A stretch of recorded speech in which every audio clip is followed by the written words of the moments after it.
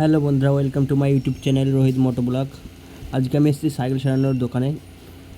Actually হয়েছে এই দোকানটা হচ্ছে দাদাদের, আর আমার আসার কারণ হচ্ছে আমার গাড়ির ভার্সন 3-র পিছনের চাকাটা লিক হয়ে গেছে। আমি দেখাচ্ছি, এই যে গাড়ি আমার, আর এই যে পিছনের টায়ারটার এই যে পিন গিতেছে আমার হাতের কাছে, এই যে পিনটা গিতেছে। তো আমি এই লিকটাই সারাতে এসেছি। লিকটা আমি ভিতর থেকে সারাবো, ওপর দিয়ে সারানো যেত কিন্তু ভিতর দিয়ে সারাবো। ভিতর দিয়ে সারালে ভালো হয় লিক সারানো, এর জন্য ভিতর দিয়ে সারাবো, ঠিক আছে।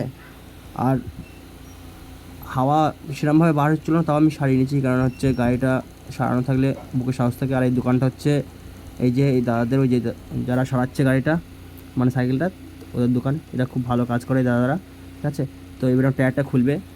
এই যে আমার গাড়ির টায়ার খোলা হয়ে গেছে, এবার এই পিনটা বার করবে, তারপর লিকটা সারিয়ে আবার ফিটিং করে দেবে, ঠিক আছে।